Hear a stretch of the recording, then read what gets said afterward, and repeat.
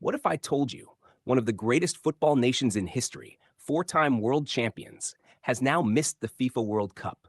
Not once, not twice, but three times in a row. Because right now, the story of Italy's shocking collapse is raising serious questions about what went wrong inside one of football's biggest giants. It all came down to one brutal night. Italy, a team ranked far higher and filled with top talent, faced Bosnia and Herzegovina in a high-stakes playoff. On paper, this should have been routine. But football doesn't care about history, and what happened next stunned the world.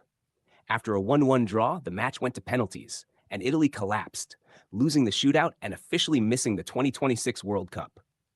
And just like that, a football superpower was out again. But here's where things get deeper. This wasn't a one-time failure. Italy also missed the 2018 World Cup after losing to Sweden, and then again in 2022 after a shocking defeat to North Macedonia. Now, for the first time ever, a former World Cup champion has failed to qualify for three consecutive tournaments. Let that sink in. So what went wrong? First, the match itself. Italy actually started strong, scoring early and taking the lead. But everything changed when defender Alessandro Bastoni was sent off with a red card before halftime. Playing with 10 men completely shifted the momentum.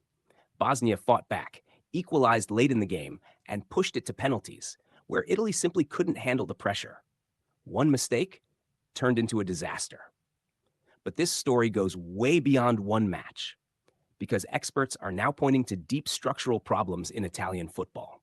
There's growing criticism that Italy has failed to develop young talent properly, relying too much on foreign players in domestic leagues and neglecting long-term planning. In simple terms, Italy stopped building for the future. And it shows.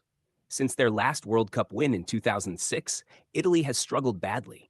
They crashed out early in 2010 and 2014, and now haven't even qualified since then. That's nearly 2 decades of decline. Even more shocking? Many players in the current squad have never played in a World Cup at all.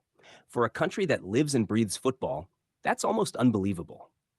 There's also criticism of leadership. Fans, politicians, and even former players are calling for major changes at the top of Italian football, saying the system itself needs a complete rebuild. Because right now, this isn't just a bad phase, it's a crisis. And here's the biggest question of all. How does a team that once dominated the world fall this far? Because Italy still has talent. They still have history. They even won the European Championship recently. But clearly, something isn't working.